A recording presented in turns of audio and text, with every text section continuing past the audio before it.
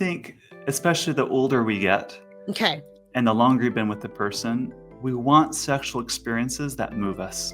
We want sexual experiences that change us. We want to come out of the bedroom a different person. If you want a great sex life, you learn how to be more honest. Okay. It underpins everything. Well, hello, Dan. Yes, he's here. Oh, Dan, I'm really excited for this conversation. Me too. Oh my goodness. I mean, this is a conversation, I believe, that's really going to resonate with a lot of people. And, I'll speak to you after. I'm going to read your bio first, and I'm going to speak to you about kind of like what I'm hearing. I want to know what you're hearing when it comes to, kind of the work that you do, Dan, and how you help couples with intimacy. But let me go ahead and read your bio real quick.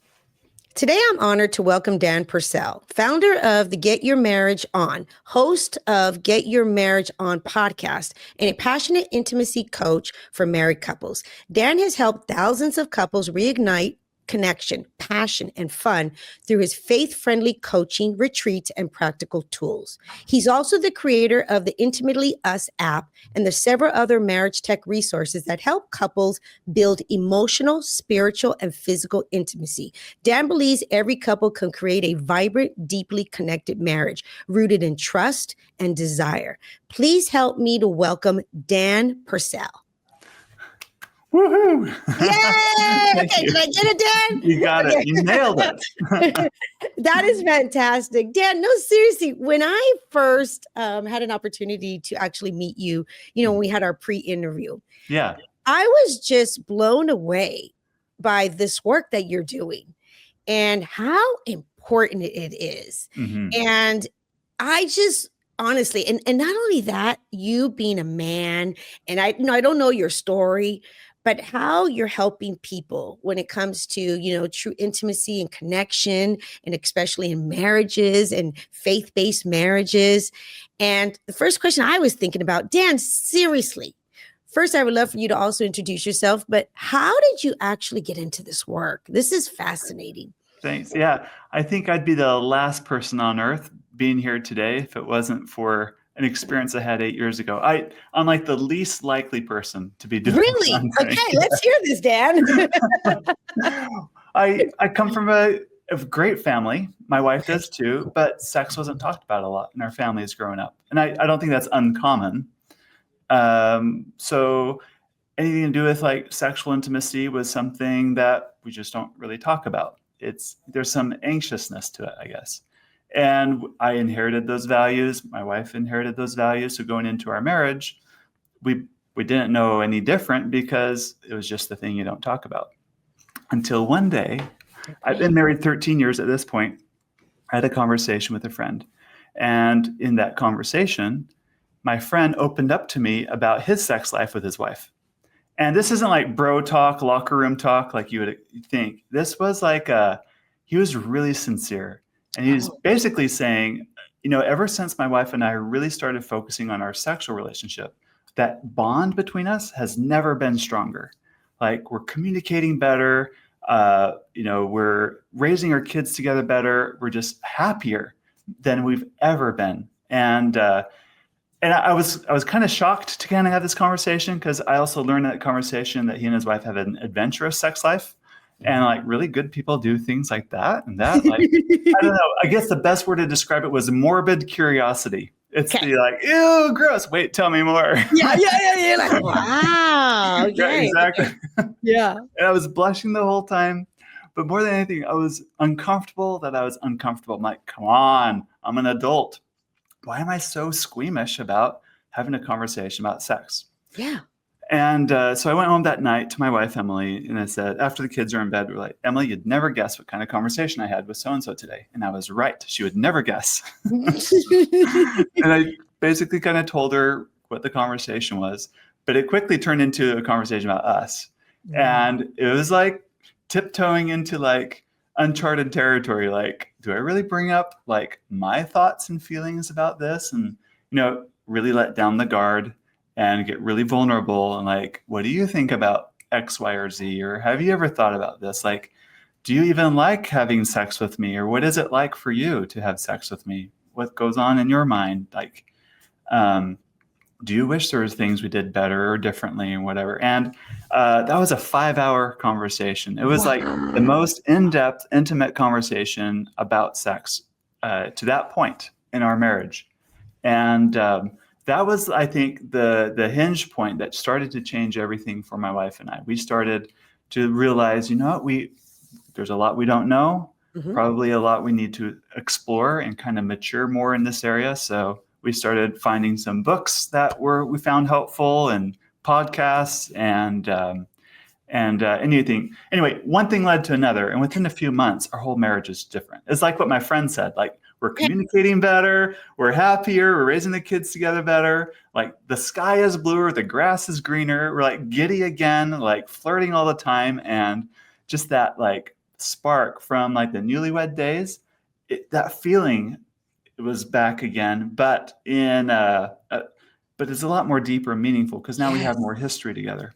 Yes. And that change was so profound that I made a career change. Like that, what I experienced was so profound. I wanted other people to kind of experience that too. So I've been on a mission ever since to really help couples improve sex and intimacy in their marriage.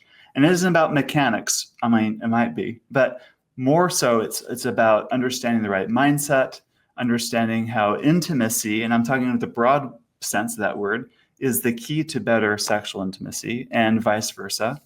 And just giving people real tools to help them have the kinds of conversations that they know they need to have but haven't had yet, and really help them kind of unpack those things so that they can have a more intimate, fulfilling, and joyful marriage. Wow, you said that so beautifully. Thank you. Thank you for sharing that. When I said to you earlier in the beginning, right now, I just said, I think this is really going to resonate with a lot of people, because I find it also interesting how you can get people in love, and they're falling in love, and they're getting married, and they don't actually talk about sex. No. And right, they don't talk about sex. So take me back a little bit. Take me back, Dan. Okay. So you and your wife, you get married, and you guys, obviously are in love. And, I'm assuming, when you guys got married, you had a, sexual relationship. Absolutely. Right? Yeah. Yeah. Okay. Yeah. So you guys had a sexual relationship, but it wasn't, like you said, it's not anything that you guys talked about. So kind of put me back in that respect for people can understand, because if they're in that place right now and they're like, what do you mean? They're like, what do you mean? We have sex. Take me back to that phase of your marriage. Okay. Obviously, because you were in that phase of your marriage, and then you went to another phase of your marriage. Sure. What was it like that? So people can, really reference that. So I don't think it's like a wrong thing, because, and we can get into the deeper reasons for it later if you want to, but early on in a relationship, it's supposed to feel good. It's supposed to feel very mutual, and there's a lot of reciprocity, right? So early on, even if you do talk about sex, it's usually in terms of finding your overlaps of what you both like. Okay. Which is a good thing. And if the other person doesn't like something that you're kind of interested in, you're like, oh yeah, you're right, I don't like that either, because their goal is to find the overlap. Okay. So let's say person A wants to do some sexual behavior and B is a little uncomfortable with it. It's natural for A to kind of, okay, never mind, we'll focus on the other thing. So there's so much still common ground. And so, but as the marriage progresses and you start to, you start to experience, let's just talk about the things you do in the bedroom. Okay. It tends to be predictable. It tends to be a little routine. There's a script, and there's nothing wrong with that per se.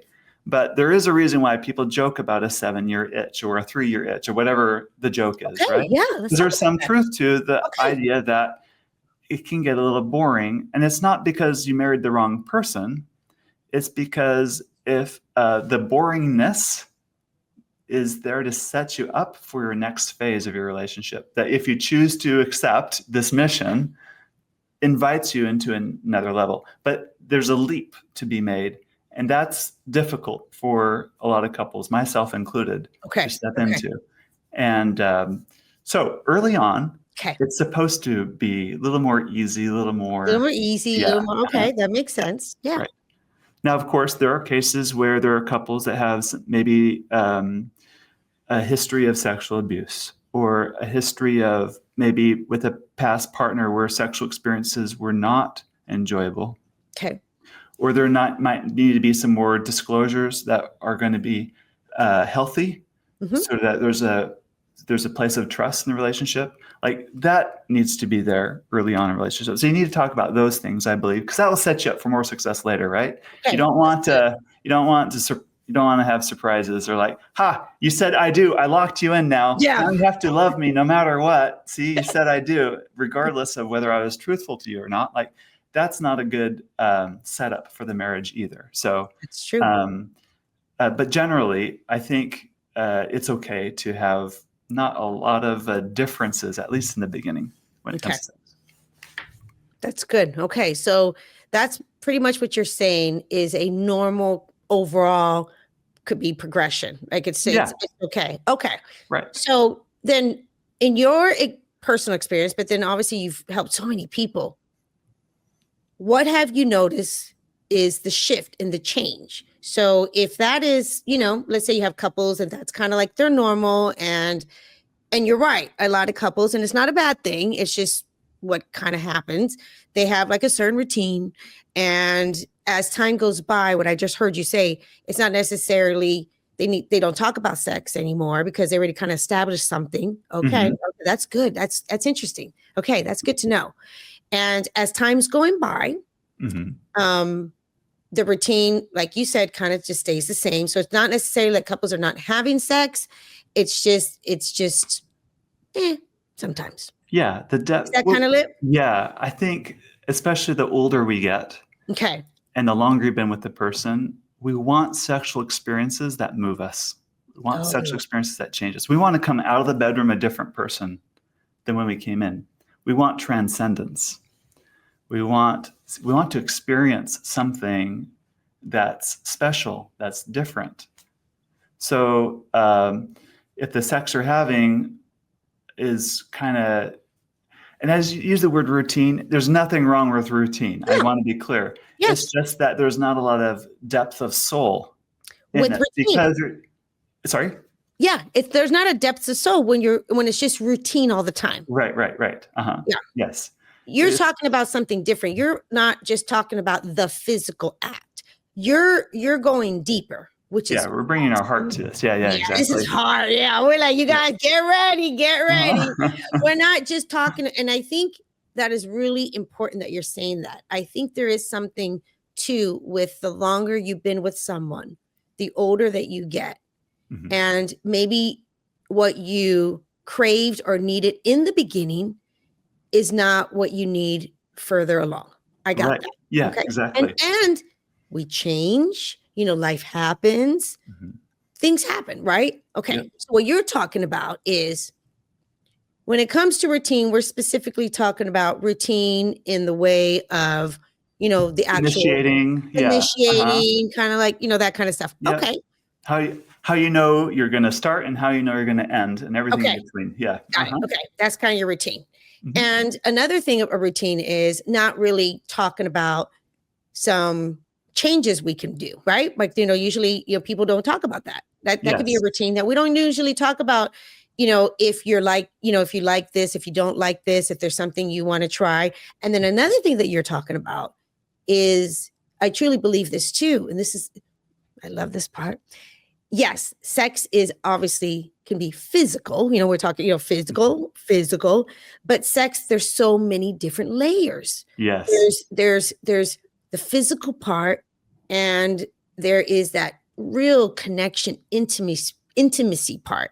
So let's keep going there with that. I know you were, okay. Sounds good. Okay. I can give you an example of a time, it's not my best moment, when I kind of messed up. All right. It's okay, Dan. Thank you for being vulnerable. Yeah. Right. So I told you the story of how we discovered, hey, sex can be really good for our marriage, right? Okay. So fast forward a few years, and now, so we like cleared one level. It's like an old video game. You cleared one level, now you're on your next level, and now we've got a more difficult challenge that we run into. Okay. And that's a challenge that's very common. Almost every couple has it, and that's sexual desire discrepancy. Okay. One person just wants sex more than the other. In any marriage, you're going to have someone that wants it more than the other, and that's not a bug. It's not a problem unless you turn it into a problem, like I just did. Okay. So see, I'm trying to figure out which story to tell. Okay. I'll tell this story. Okay. So kind of in true nerd fashion, in our walk-in closet, we have a calendar, and I'd mark little symbols with, my wife and I would do this too, of every time we made love. Okay. And different symbols meant different things. And I was also keeping track of how often she had an orgasm. And one day I was looking at the poster and like, holy cow, I have a really bad batting average. This is my batting average. This is really poor because you were really keeping track. Okay, yeah. It's way more me than her. And I really wanted more parity, or maybe, women have deeper sexual capacity than men, generally speaking. I want her to have even more than I do. Like, I think that's really important. So I unilaterally took it upon myself to let's fix this. Let's get this up. So during sex, guess what my focus is on? Her and her performance. Yes. And when the littlest thing doesn't go right, there it goes again. Like I messed up. We messed up. This isn't going to work. And then my poor wife, right? She feels like a project, right? Is that a meaning that's like exciting to be in? Like she thinks if I don't have an orgasm, he's going to feel like he's a failure. I need to have an orgasm here. And you're trying and trying. Can you try to have an orgasm if you really try for it? No. Right. No. It's like trying to force yourself to fall asleep. The more you're trying to like sleep, the more elusive it becomes, right? Correct. That's how orgasm is, right? Yes. And then so she's frustrated and I'm frustrated and she's frustrated and I'm frustrated and I'm frustrated that she's frustrated.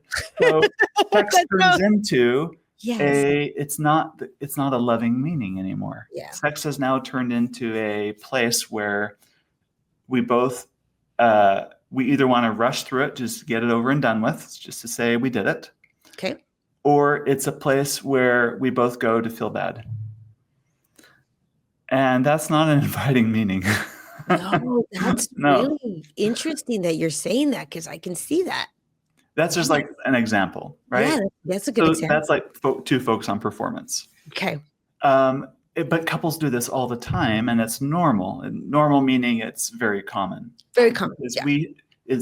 As human beings, we are meaning-making machines. It's impossible to have an experience without deriving some meaning from it. Even the phrase, "Oh, my life is meaningless," is a meaning. Meaning. Okay. Yeah. There's a meaning attached to it. You can't have sex without making meaning from your experience, right? Okay. Seeing him aroused, seeing her aroused or not aroused, we all make meanings from this. So when you start to really peel back the onions, and you want peel back the onion layers and get deeper into your sexual relationship, it's an examination on what are the meanings that are alive in our sexual relationship. And they often, your whole marriage is a dynamic. All the meanings between the two of you show up sexually in some way or another. So it's like sex is a microcosm of the whole marriage dynamic that you have alive. Wow, that's good. That's fascinating. Because the intimacy, that connection or whatever's going on really does play a part in. It shows up. You can't hide it in sex. You can't hide it. No. It's because sex is so core to who we are. It's so personal. And it's probably the most vulnerable thing we ever do as a human with another human. You can't hide it there. You can't hide it. Okay. So talk to me about that. When you started discovering, and getting curious and started discovering, oh, wow, now I'm noticing, something that you had good intentions. You're like, oh, I want her to also, be pleasurable and thinking, as you're going to control that all the time. Yes, exactly. I know. Uh-huh. What also, when it came to those conversations, what was your wife saying? Like what, when you guys, was this before you guys were really talking This or is after we were talking. this is after? Okay. Yeah, yeah. Okay. So, okay. So when you started noticing that, what was something that you needed to do to shift out of that? Was it another deeper conversation? It was a series of things. One really helpful thought is I'm a kind of a goal-oriented guy, which gets me in trouble in this case, right? Okay. My wife having an orgasm is a goal. Okay. Goals are good. Goals drive you in life, but don't make your, but have you ever set a goal on something that you have absolutely no control over? It's a ridiculous idea, but some people do it, right? Yes. Like, I'm going to make a goal that tomorrow's going to be a sunny day when it's been rainy all week. Like, it's out of my control. I don't set the rules for that. That makes sense. What clicked in my mind is I don't give my wife an orgasm. She gives herself an orgasm. Wow. It's on a biological level, orgasm is a reflex like a sneeze. You get enough stimulation the right way and your body has a reflex. You go into orgasm, right? Even she doesn't have direct control. Like, you can't make yourself sneeze on demand. Well, maybe you can set the right conditions. I sniff, I don't know, cracked black pepper or something. Maybe, yeah. Right? Or tickle your nose, right? But that reflex is I don't provide it for her. I don't give it to her. And so I was setting a goal on something that I don't have direct control over. Ooh. And whenever you set yourself a goal on something you don't have control over, you're going to be anxious. And my anxiety goes up in sex because I don't look anxious. Like, I got it all put together. But below the surface, my wife is tracking me. She's like, he's really anxious about what's going on in here. And anxiety is very contagious emotion. If I'm anxious, people around me get anxious really quick, right? So my wife is now anxious because I'm anxious. And so those meanings aren't good. So I had to learn how to stop being anxious in sex. Okay. I had to learn how to let go and just to enjoy my wife because my wife is my wife. Just because Emily is Emily and all of her. And just the amazing, beautiful, and incredible woman she is. And to appreciate it. And I'm here to celebrate us and just to be real in the moment and to just enjoy her. To enjoy her. Not for what she does for me or what she produces, right? Or how much her orgasm feeds my ego. Right? You had to take my ego out of all this. And that was a mindset shift that helped me through that specific challenge. That's a really good point that you're making right now. Because, I like that you said that. Mm-hmm. Even though we can have, of course, as if you're married and you are with your person, your lover, and of course, you also want that person to have pleasure, and you feel like a pleasure. And really, think about that, Dan. Come on. When you think about that, when married couples, if you're having, sexual intercourse, we all think pleasure is overall the actual orgasm, right? Yeah, yeah. Right? Orgasms are great, by the way. Great. They're very pleasurable. Yeah. No, but ultimately, it's kind of like we feel that's the ultimate, the end result, an orgasm. Yeah, yeah.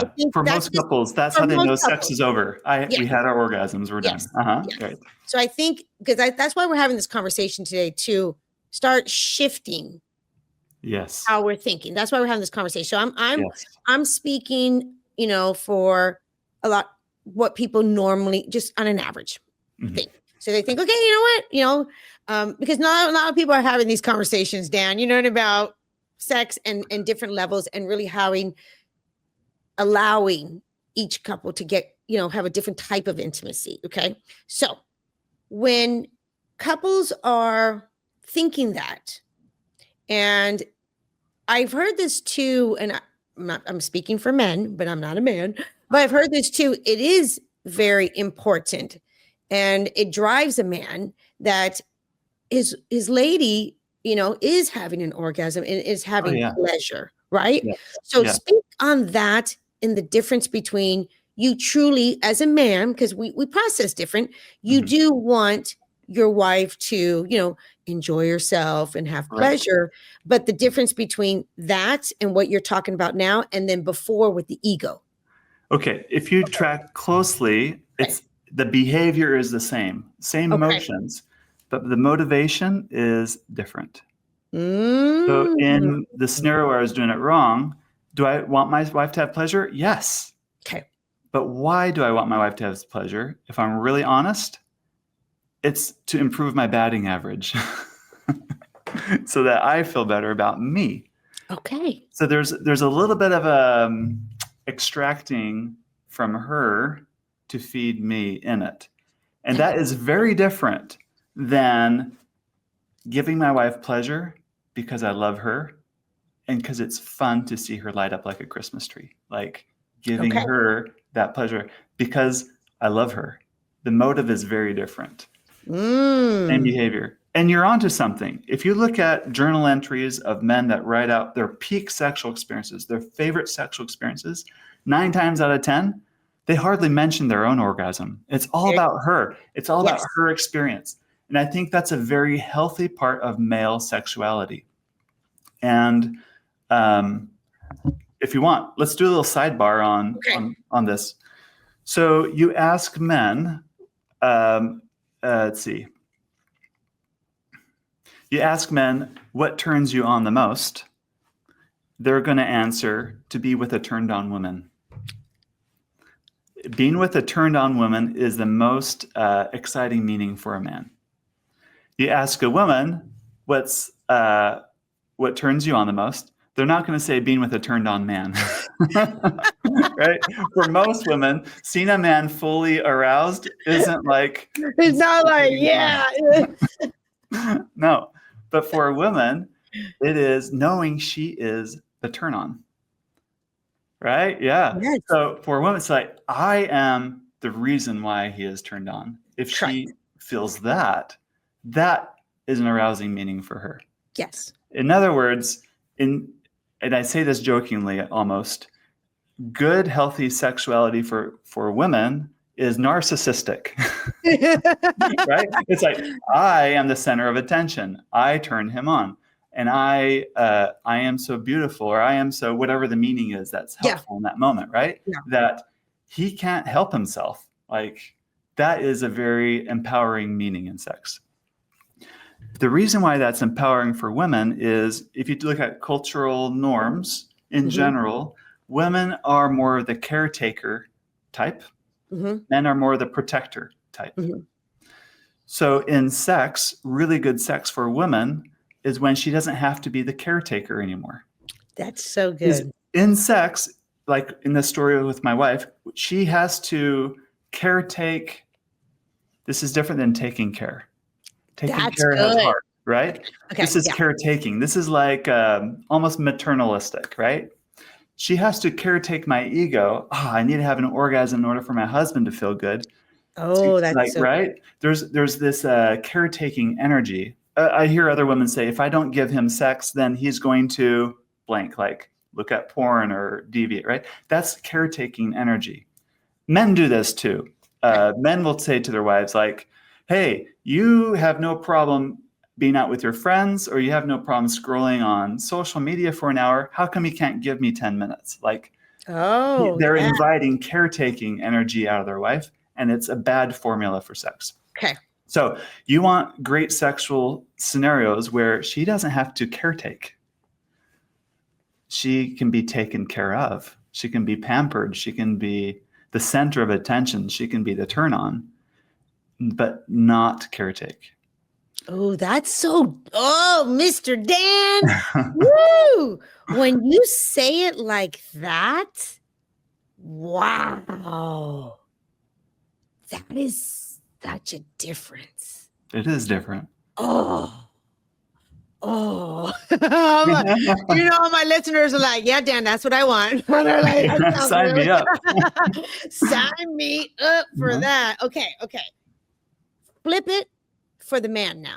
Okay. For the man, remember, his biggest turn on is to be with a woman who is turned on. Okay. His social role is being protector. So he needs to get out of protector mode. Like she needs to get out of caretaker mode. He needs to get out of protector mode. Okay. So if I know I'm with my wife and she's loving it, she's into it, she's like more, yes, yes, yes, don't stop, I don't have to protect her. I don't have to think about, right? But if I have to, like for a lot of men who all of a sudden lose desire for sex, not all of them, but in some marriages where this happens, the scenario is set up where she's too gingerly, she's too fragile. I need to tiptoe around her. I need to be careful with her. See, that's inviting that protector energy and is anti-erotic for him. So he loses desire for sex with her because those meanings are alive in their relationship. Okay, that's really good. So in those cases, because when I told you to flip it, usually the partner, the female, is showing up not how, so she's showing up more. Okay, just explain one more time. She's showing up more. So in the healthy scenario? No, in the unhealthy scenario. Yeah, when he's like not. Yeah, well, he participates in this meeting too, so it's not all on her. Okay. But whatever it is between them, she's inviting more protection energy. For another way this shows up could be, don't tell me about your problems, husband. Like you're supposed to be the tough one. You're supposed to be strong. You're supposed to be immune to stress. You're supposed to be immune to things. Like, I really don't want to know about what's in your heart. Like, I don't want to know you. Or he thinks she doesn't want to know me. I need to protect her from parts of me that if she knew, she would be unhappy with me. So when we do engage, I'm just showing her parts of me that I want her to see, metaphorically speaking, to hide, to protect her from reality. But you can't really make love to someone that you can't really be your whole self with. Correct. That's good, Dan. Yeah. So couples do kind of over time, these kinds of dynamics play out. They don't even think that. They don't even realize it. About it. Okay. So let's talk about that. So what you're saying, as you said, it's just very normal how this kind of just goes into this pattern, right? Because we're not having these conversations. Well, we're going to change it now, Dan. That's why we're having these conversations. So couples, and for the listeners and for the Love Stories family, the people that listen to this podcast, thank you guys. I mean, this is why we're doing these conversations. So you can have these conversations with your partner, right, Dan? So you can start changing things up. This is so cool. So this is like the same thing when Dan had that conversation with his friend, and Dan's like, he was like, whoa, this is wow. Okay, Dan. So when you and your wife then, and I know pretty much, I know there's different levels of everything when you're dealing with couples, but when you and your wife and like the couples, that were in that kind of scenario like you, nothing's really bad. Nothing's, it's just, we're going along life, good, whatever. Not great, but good. Yeah. Okay. It's okay. But it can be great, you guys. That's why we're having a conversation. That's right. When you and your wife started figuring this, or you guys started figuring these out and having different conversations, and you had that discovery of, oh, wow, I'm leading more, not even realizing it. I'm leading more with the ego, right? Yes. Yeah. Even though I love you, babe, I'm attracted to you, but I made it more about me. Yes. That is really important. Mm-hmm. Because I can see easily how both the man and the woman will get in a position, if they're in that position, that they're not really able to be vulnerable. Right. Yeah. So let's talk about vulnerability, that type of intimacy. Yeah. Yeah. That can start happening when we start shifting that way. What is that? What is that other beautiful layer, Dan? Well, I think, when you're talking, I thought of Jesus's teaching in the Sermon on the Mount about we like to look at the speck in other people's eyes, but ignore the beam in our own eye. right? We can't see clearly, but we can see the littlest flaw in other people. Yes. There's in the psychology research, there's a lot of truth to the fact that we can map is the word they use. It means you can track, you can kind of sense what's going on in other people's minds more clearly than what's in your own mind. In other words, my wife can track that it's an ego trip for me when she orgasms far more clearly than I can track it in my own mind. Likewise, there are things I can track in my wife a lot more clearly than she can track in her own mind too, because that's just the way our brains work. Our brains hate feeling wrong. Our brains hate feeling like we've got it wrong.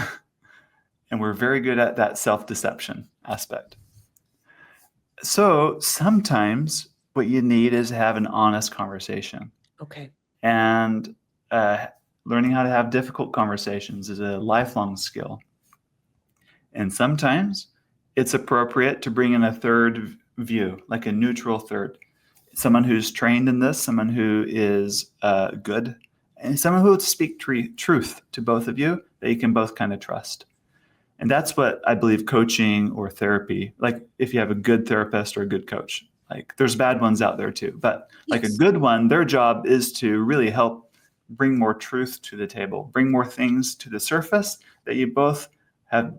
It's like naming the elephant in the room that you both don't want to see. Sometimes that kind of a process helps you get to those deeper layers. Yes. If right now, like something's coming up, this is already so good.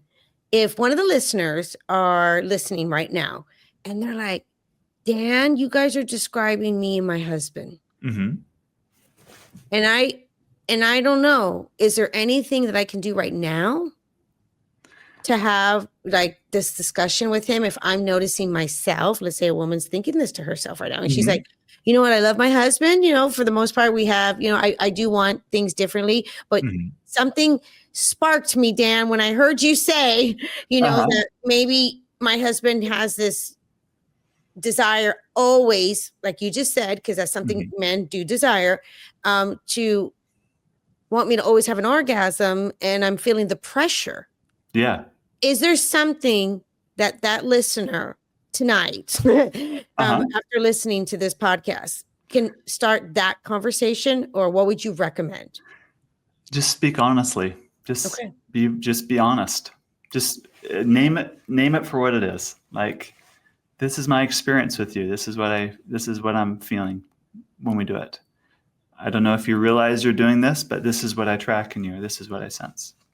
Wow. So more honesty. Honesty is the key to intimacy. Talk about that, Dan. What is intimacy then? If you want a great sex life, you learn how to be more honest. It underpins everything. But that's hard. Now, there's honesty as in like not lying, and we're not like blatantly lying, right? But it is so scary to speak honestly about your experience to your spouse in front of them, especially when you know they're not going to like what you're going to say, because it doesn't feel good. It doesn't feel good. And then we use words like hurt, like I don't want to hurt him, I don't want to hurt her, and I get it, because it's really difficult, because you want them to like you back. If you say something a little truthful, if it's hurtful, there's a chance that they're not going to receive it well, right? And they know how to punish you, whether by withdrawing or like placating or, becoming a bully. I don't know, however your spouse does it, right? And they know how to do that. They know your weaknesses, and they know the weaknesses. Exactly. They know your limitations. They know how to take advantage of it. And so it's easier to kind of not name it and kind of go along to keep the peace. There's a story in the Bible of Jesus casting out the money changers that I love. And this is one aspect of it that I love. People in general didn't like the money changers in the temple either, but the religious leaders and the establishment weren't willing to do something about it. Right? there's dung in the sanctuary of the temple. You probably don't want that there. There's, they're probably profiting off of the money changing going on too and whatever. But there's, I'm going to use the word collusion. That means like they're both in, like, I won't tell you what's wrong with you if you won't tell me what's wrong with me. There's a sense of collusion going on. Okay. But Jesus is like, all right, this can't happen anymore. This isn't right. Let's stand for truth, even if it's unpopular. And it takes a huge amount of courage to do something that someone else wasn't, who should have been doing it. They weren't willing to do it. The religious leaders at the time weren't willing to do it, but Jesus was willing to step in and do it. Now, he wasn't mean about it. Like, he wasn't like killing the animals in the process, right? He wasn't like chasing the money changers down the street, threatening their lives. He did make a scene of it to establish truth.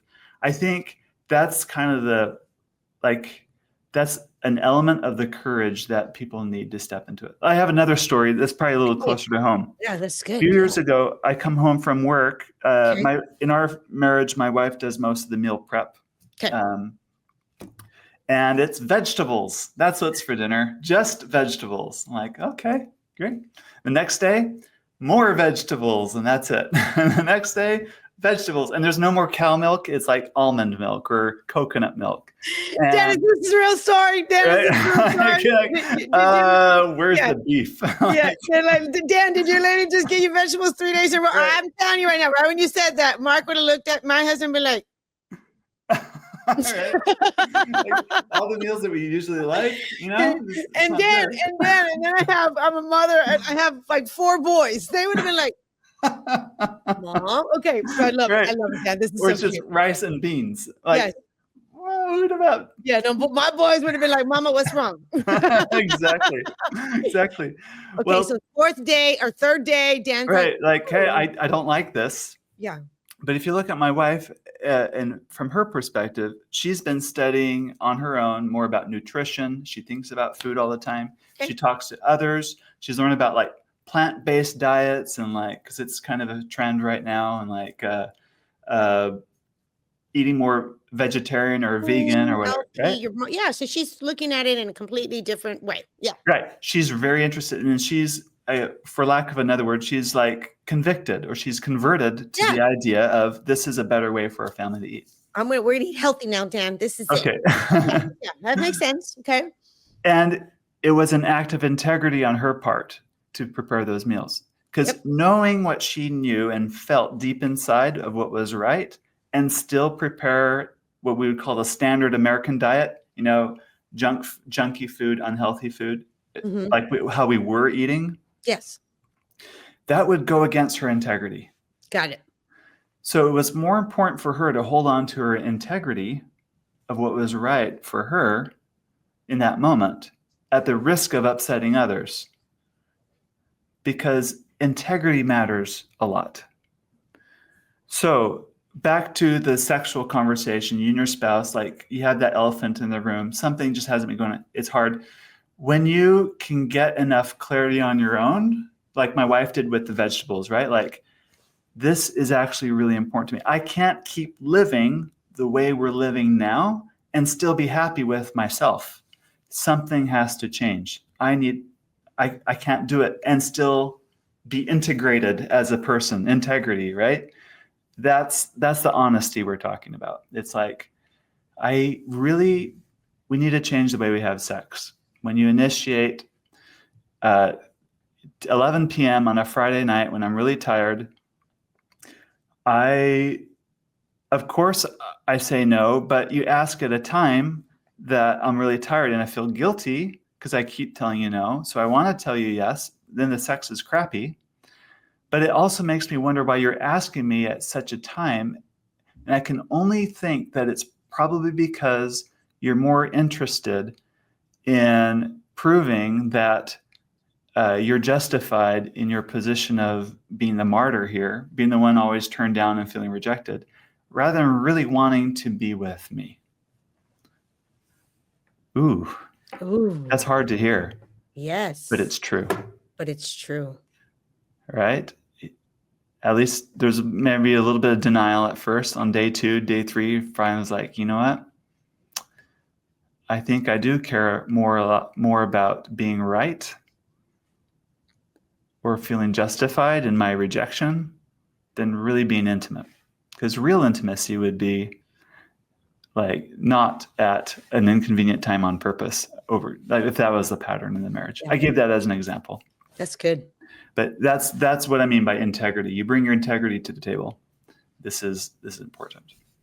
That's really important now when you say it that way, because your truth and what you're experiencing is your truth. Yeah. And goodness gracious. And one thing I talk about wholeheartedly in a relationship, and I know we're talking about, sex and intimacy, but I feel this wholeheartedly. I mean, this is a big one for me, is microscopic honesty with your partner. Microscopic. Mm-hmm. The layer down. Yes. I feel this way because it makes me feel that you actually don't desire me. Right. When you're rushing and you're asking me that way, I don't feel desired. I feel like I'm just another. I feel like you want sex, but I don't know if you really want sex with me. Ooh, damn. There's a difference. Ooh. Okay, ladies. Wow. And the reason why we're having these conversations, I love how Dan's talking about, he's not saying, of course, it's just easy. You know, be like, okay, hey babe, you know what? This is the deal, buddy. No. This is intimacy. This is intimacy. This is getting really close to someone. This is really close. Uh-huh. Oh, damn. This is taking off the mask. It's like, I'm wanting you to know me and I want to know you. This is scary stuff. And then we talk about that. We talk about intimacy. When we say intimacy, we want like the feel good intimacy, but this is like the feel bad intimacy, but it's still intimacy. but the feel bad intimacy is what's going to lead to the really, really, really, really, really good intimacy. Yes, amen. Yeah. We gotta go through it, Dan. Yes. Ooh, you guys, come on. Because it does. It takes courage. But you know what? When you are married to your best friend lover, seriously, I want everyone to hear this. This is where we actually need to go. Yeah. You can't get this from a one night stand. You can't. And this is why we're married. This is why we are with this person. This is why God created this. Yes. Ooh. Yes. Is for true intimacy, vulnerability, because it takes vulnerability. It takes courage.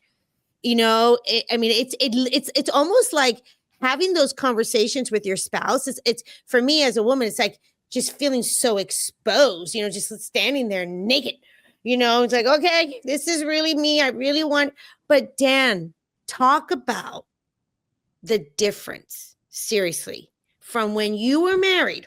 Mm-hmm. And you guys, like Dan had a nice marriage. He loves his wife. He loved them. There was nothing. They were just chugging along. They had sex. They were just chugging along. Everything was good. But can we speak into why this is crucial? Like this is that turning point right there. Getting down to the layers here. Getting vulnerable. What shifts and what ended up happening with you and your wife? So great. That's a great, very personal question. Thank you very much, Charlene. Yes. I think we're just starting to scratch the surface of now we can see really what's possible for us. We're not there yet because we've got years ahead of us to keep going in this direction, right? Yes. And that's what I love about sex. I think we will be 60, 70, 80 years old and still be discovering new depths, new things in our sexual relationship. It's so profound. Yes. But here's the difference. Okay. Now I can really make love, not just have sex. Because when I hold my wife in my arms and our bodies are tucked into each other's and we're eye to eye, I know who I am with, and I love and appreciate and cherish the person I'm with. And I would like to think she feels the same towards me. She knows who I am. I am who I am. Warts and all, like mistakes, disappointments, but also all of my redeeming virtues too. But it's this shared humanity. I accept her full humanity as she is as a human, and me. And there's just this, I can't put it into words, but the other night we're falling asleep and we're in each other's arms, and there's just this, it's like there's heaven. This is heaven on earth. And I didn't want this moment to end. It's just, so there's something just really special about my wife, about Emily, and that we want to be with each other. Like we desire each other. And I think there's a lot of beauty to that. Dan, that's beautiful. I'm mumbling. I don't know. No. I know. Now. No, I Words actually aren't adequate, but yeah. No, I actually really understand what you're saying. Good. Because I asked you something. That is the real difference between when we're just talking about intimacy, microscopic honesty. When we're able to, that scary thing, you guys, this is what we're talking about. That scary thing that we feel scary is having that conversation with our spouse. But as Dan said, you got to do it. It's just inevitable if you really want to have this level of intimacy, because once you do that, it's not like, the other person sometimes, they might get a little, they might get their little feelings hurt, but guess what? It's okay. It's okay. You're not trying to be mean. You're being honest. Okay. You're being honest. And I do believe you guys, of course, like anything else, if you're going to say something, you can say it, in a way that's kind. Yeah, always kindness. Always kindness. You always, seriously, ladies, because the majority of the listeners are ladies. Okay. Yeah. So seriously, and me included, we have to lead with kindness, just as we want our spouses to lead with kindness. So you can say anything with kindness. Okay. But it still can feel a little uncomfortable for the other person, but that's for them to work through. Seriously, that's for them to work through. As long as you're coming in kind and honest, okay? Mm-hmm. Whatever the reaction of the other person is, that's not on you. That's them, okay? But when I asked Dan this question, look at how Dan got giddy. He's like losing his words. I'm like, buddy, this is awesome. This is exactly what I'm talking about. That's what I'm talking about. That's exactly, Dan, you did it perfect. I'm telling you. You're like, Charlene, because that's the truth. That's what we're talking about. It became something, and it's still becoming different with his wife. And I really believe ultimately that is it the, what do we call it? Icing on the cake? Yeah. Ooh. Uh-huh. Oh, that is so something's coming up. Let me ask you this, Dan. Okay. Hold on. I got questions for you here. Okay. For couples who feel disconnected or roommate-ish, what's the very first step you believe can start rebuilding emotional and physical intimacy? So if they are listening right now and they're feeling more roommate, what is the first step? Yeah, we've talked about this. This is the whole episode, right? It is all of this. Different from what I've already said, then I would say, which is like naming it, like, hey, I don't like this. We need to change this. A lot of times we want our spouse to make the first move.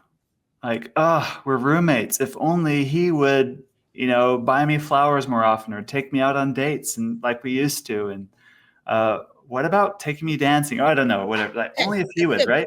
It's so easy. And you know what? Everything you're saying is 100% true, because you see your spouse's limitations, and those limitations, they're real. But we want them to make the first step.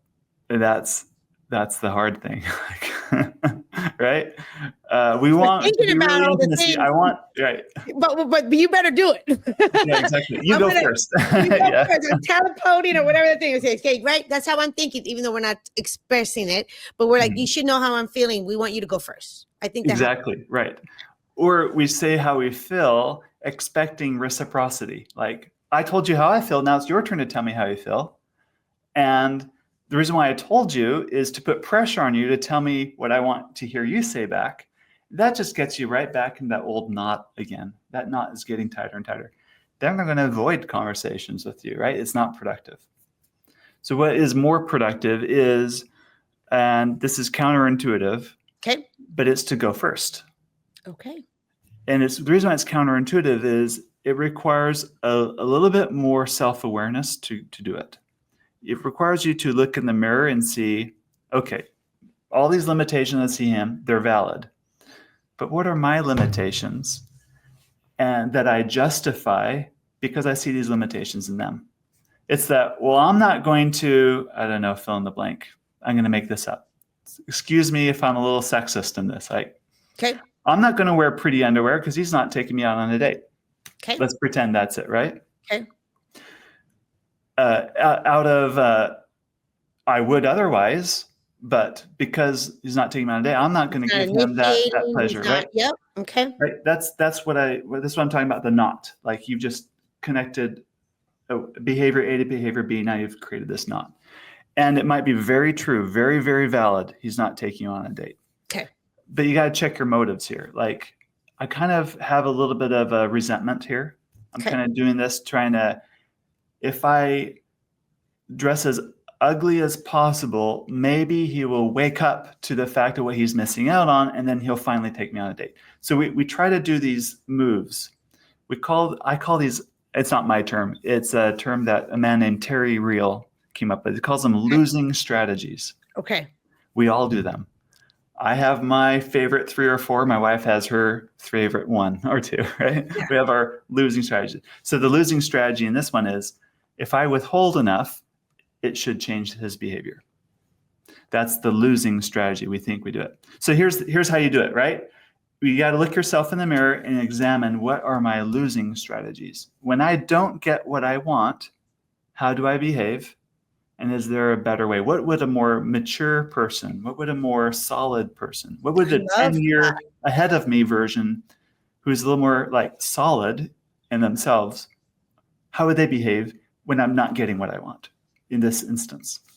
And if you can push yourself on that, get a little more self-awareness, you might have a little more clarity, so that next time, that disappointment happens, which inevitably will happen, you're more equipped to know, this is the move I keep tending. This is what I feel is intuitive for me, but I'm realizing this just keeps us in that knot, that roommate position that I don't like. Oh, I love that. I love this.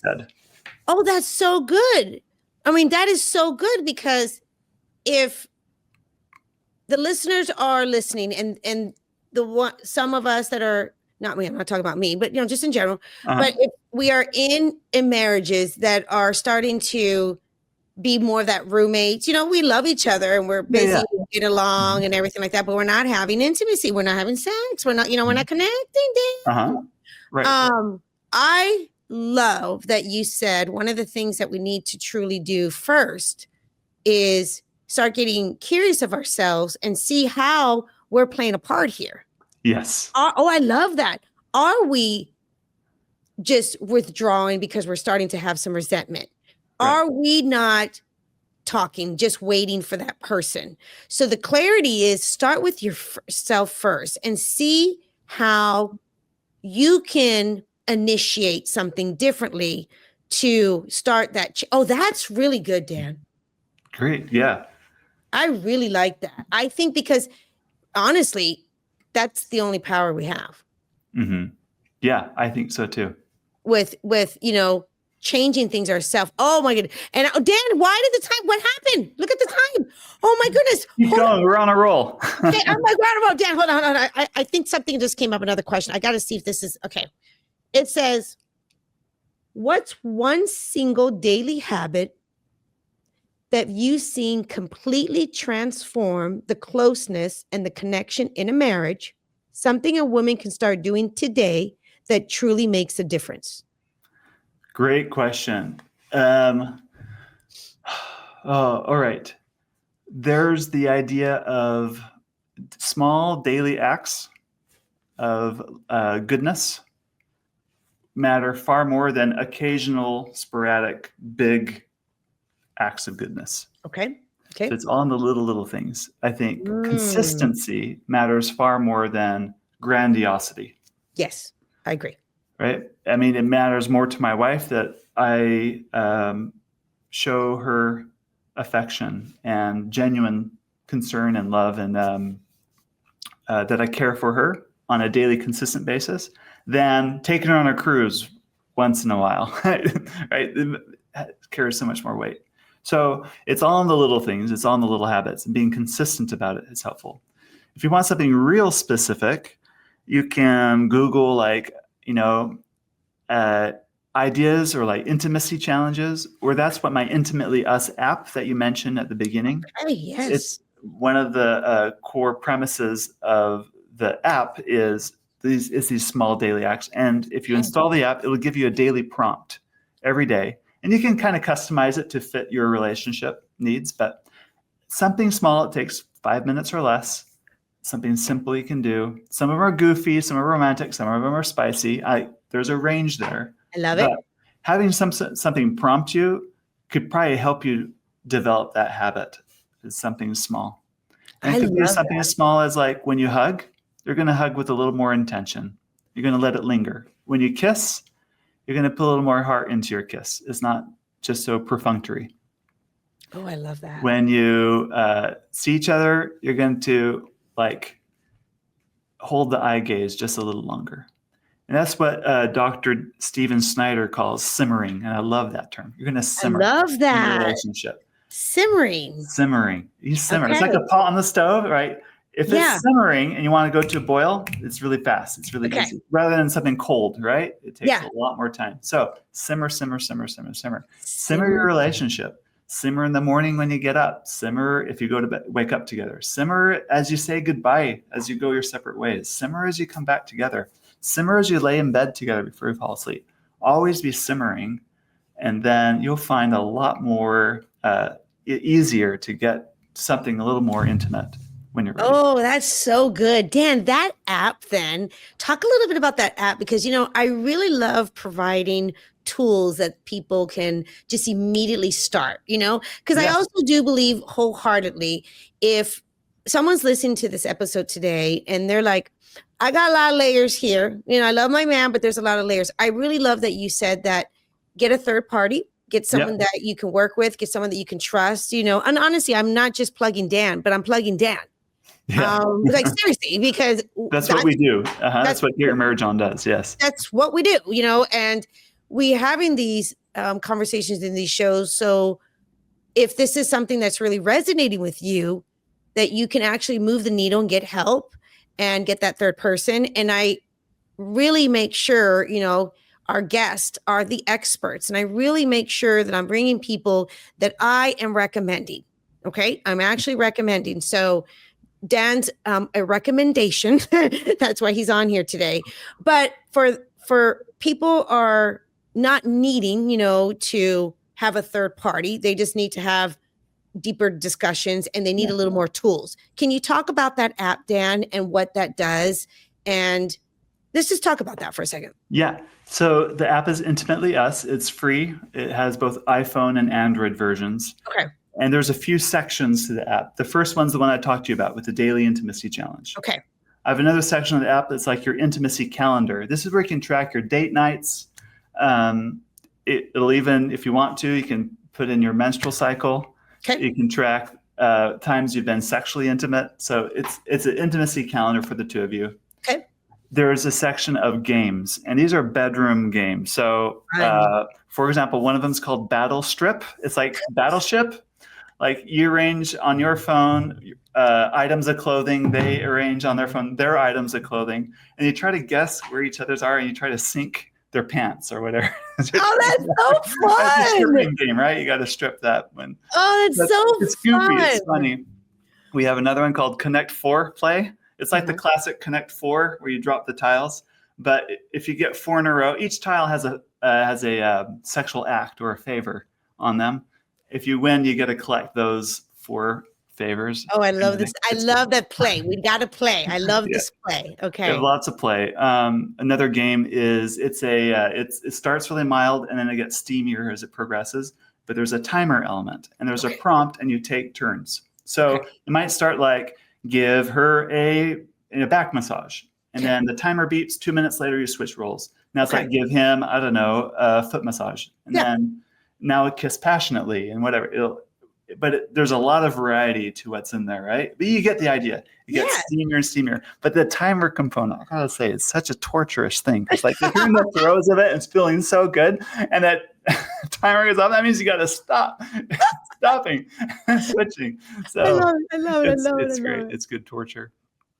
Then we have another section in the app that helps you discover more sexual intimacy. So we very in-depth articles. Like some of our favorite ones are that people say are the how-tos. Like it's written very matter-of-factly, but always in the context of marriage. And that's what makes our app different from any other one that you'd see. It's not crass, it's not raunchy, but it's not lame.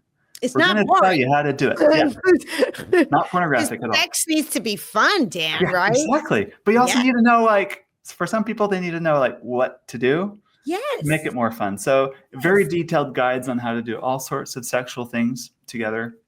And then there's other places like you can record sexual fantasies that you can share privately with each other and so on. So there's a lot to this app. Oh, that sounds fantastic. Everyone get that app. Yeah. I mean, if you're married and you're like, hey, we need some different conversations and some things to go deeper and play and fun, because that is truly the truth. When it comes to this takes intentionality. This takes connection. This is not like one time you get married and we're done. No, you really, if you want something to build and get better, we got to keep getting curious about one another, keep coming closer. And you guys, again, so if you were in a stage, like that's why, look at Dan's story. See, for real, it was so good, his story, that he's doing this for a living. So, I mean, he said this was like the least thing that he would ever do. What's your background, Dan? Seriously, were you? Software development. Okay, software development guy now is having an app about, intimacy. Come on. This is amazing. Dan, how do we get into your world? How do they work with you? The best way is, so I have a gift for all your listeners, actually. Oh, fantastic. This is for you. Okay. I have the gift for your listeners. If you go to getyourmarriageon.com /Charlene, I have a page where I will send you, I got 4 things I'll give you. Okay. First is a guide, 101 creative ways to initiate sex. So that's fun, like creative ways to initiate for him and her. Then I have 101 ways to make sex more fun. So these are like some spicy ideas you can try. Okay. A lot of creativity there. I have what's called the Jumpstart Guide. And this is like my favorite books on marriage and sex. These are my favorite podcasts. These are my favorite free resources. And so it's that guide. Perfect. Then I also will give you the link to download the Intimately Us app. And I have one other app we didn't mention, and that's also in that guide too. So that's what you get. So getyourmarriageon.com /Charlene. And you'll learn. And we're going to leave that in also, Dan, say it one more time, and we're actually going to leave it, you guys, in the show notes. So say it one more time. Yeah, getyourmarriageon.com /Charlene. Perfect. You guys, seriously, Dan just offered that for all of us for free. I'm going to get it. And get into Dan's world, because he's the real deal. He's making changes. He truly believes in healthy, loving, passionate, fun intimacy with our spouse. And he truly believes, and he's speaking from his truth, that even if things weren't like that before, they were married for 14 years, you guys. If things weren't like that before, things can actually change. You can change, right, Dan? Can things change? Oh, yeah. Oh, absolutely. People change all the time. Yeah. Yeah. We're not stuck, right, Dan? Right. I mean, that's the gospel. We believe in repentance. That means change. Change. Yeah. Absolutely. That's the best part. You guys, that is why we have these conversations. No, seriously. Dan, you are amazing. Oh, I just loved having you on the show. Is there anything that, that I didn't ask you that you want to say before we get off of the show? This has been a wonderful conversation. It's been great. Charlene, your enthusiasm is contagious. I love what you do here. You're a great host. Thank you. Oh, thank you, Dan. Well, you're just an awesome guest. You made it easy for me. Seriously, I love the conversation, and it was so helpful. And you guys get into his world. Look in the show notes. Get that into there. But thank you, Dan. No, seriously, thank you. Thank you so much. Thanks. And until next time, cheers to great love. If you're loving this podcast and these incredible conversations, please hit the subscribe button and leave a 5-star review. Don't miss an episode, because each week I'll be bringing on guests and experts who will share their knowledge about love, dating, and relationships so you can apply it into your own life. I'll see you next week. And until then, cheers to great love.